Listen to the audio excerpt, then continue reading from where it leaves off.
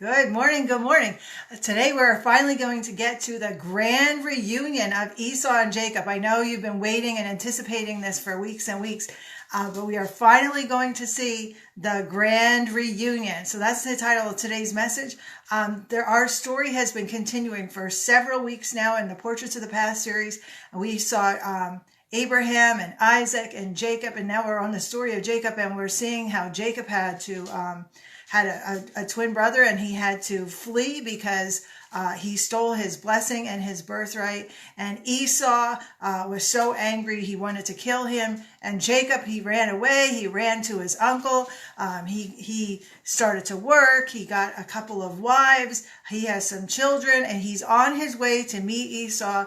And last time we spoke, we were seeing Jacob sending this enormous gift of herds of animals ahead of him with his servants for Esau as a gift to find favor in his eyes. And we are finally seeing today the grand reunion of all of this. So we're going to dive right into Genesis 33 today.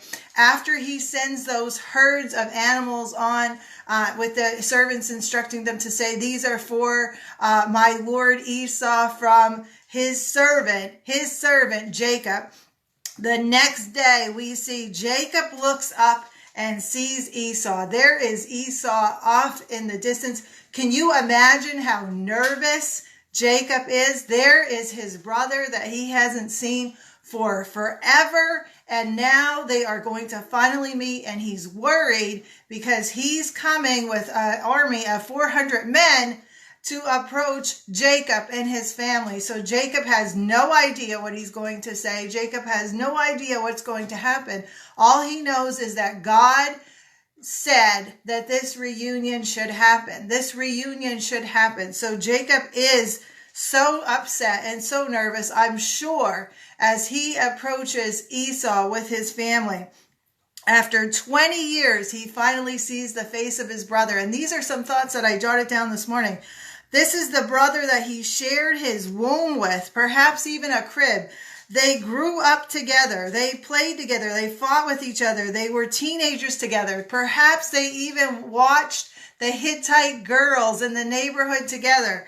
Finally, they were men who were at odds with each other, so much so that one had to flee for his life. So 20 years have gone by. They each have gotten married. They've had children. They've grown up. They've matured.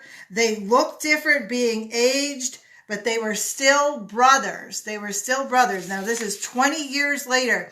Jacob has his family all lined up to meet Esau, and this is the order that he sends them in. He sends the female servants first with their children, and then he sends Leah and her children next. And Rachel is saved for last. Rachel is saved for last with Joseph because he is the most loved. He is the most loved. So Jacob first bows down 7 times as he approaches Esau. He doesn't say, hey, how you doing? He bows down 7 times to meet Esau. And this is a sign of complete humility, adoration, and respect. But Esau, he does not stay where he is. He does not stay where he is and bow down 7 times. He runs. He runs to Jacob and he embraces him. He puts his arms around his neck and he kisses him, and they wept together. This is the grand reunion that we have been waiting for. This is God's plan. God's plan for these 2 brothers to get together, to show each other how much they missed each other and how much they loved each other, even though there's so much contention between them, even though Esau even wanted to kill Jacob, even though Jacob wanted to steal everything that was important to his brother, even though there was so much between them. They loved each other so much, and God instituted this wonderful reunion so they can get back together. Can you imagine the love between these 2 men? It makes me think of the prodigal coming home to his father. The father ran out to meet his son. The father had been waiting and waiting and waiting and watching to see if his son would come home. And here this father runs to his son, just like Esau, the older brother, runs to his younger brother Jacob. All of Jacob's family now bows down to Esau, and they are in adoration of this man who is going to accept Jacob back into the family, back into the prophecy that God has for both of them, the thing that God wants for both of them. Here is the fulfillment and the culmination of that thing that God wanted.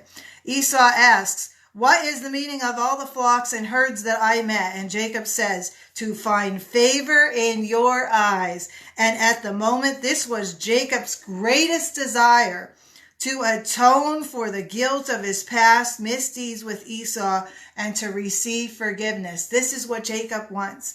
Jacob wants to be with his brother. Jacob wants to see what Esau is going to say and do. He wants to look upon his face and see those emotions there that were there all the time that they were growing up.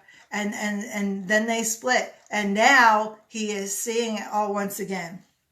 So this is Esau's opportunity now to take advantage of his brother with all of these gifts. He could say, "Oh, Jacob, you owe me so much more than this. You stole my birthright. You stole my blessing. You stole everything I had." He could take advantage of Jacob, but he doesn't do that. Esau says, "I already have plenty, my brother. Keep what you have for yourself." And right there, Jacob could have kept the animals. He could have said, "Okay, fine. You don't want my stuff? That's okay. I'll just go the other way." But he doesn't. He doesn't. Jacob says, "No, please. If I have found favor in your eyes, accept this gift for me. Accept this gift." And this is the awesome part of this passage. I love this part of this passage. You got to listen in on this part. If you miss everything else, don't miss this. "For to see your face," Jacob says to Esau, "is like seeing the face of God." Seeing the face of God. Wow. Now that you have received me favorably, it's like seeing the face of God. Can you imagine what that feels like? I wrote down a few thoughts about this morning. A reverent fear, like he was so nervous and so excited. He had fear. He had that kind of fear of Esau. And awe. Unspeakable joy to see the face of God. Unspeakable joy. You don't even know what to say. There are no words. Wonder, gladness, warmth in your heart in a way like no other. Like no other. And a fountain of love spilling from your being. That's what I would describe it as. That's what I would describe it as. And this is what Jacob, I am most certainly, feels as he is looking upon the face of Esau. It is like seeing the face of God. And because Jacob insisted Esau accept it, the gift was not only accepted, it was an acceptance of Jacob himself. And his past disappeared like a vapor. The whole thing, everything that happened was like water under the bridge. And so that day Esau started back to the land of Edom, and Jacob settled in the land of Canaan. And what do you think the first thing he did was? He built an altar. He built an altar to worship God because God had kept his promise. And what was that promise? It was that he would be safe and that he would be back in the land. In fact, I have that written down somewhere here. Let's see, what was the promise? "I will give you and your descendants the land on which you are laying your head, and the descendants will be like the dust of the earth, and you will spread out to the west and to the east and to the north and to the south, and all the people of the earth will be blessed through you and your offspring. And I am with you, and I will watch over you wherever you go, and I will bring you back to this land. I will not leave you until I have done what I have promised." And this is what God promised Jacob, and he kept his promise. God kept his promise. He fulfilled the promise. He fulfilled it in every way in Jacob's life. And I just want you to have a wonderful, wonderful day meditating on these words. And I want you to have a wonderful, wonderful weekend.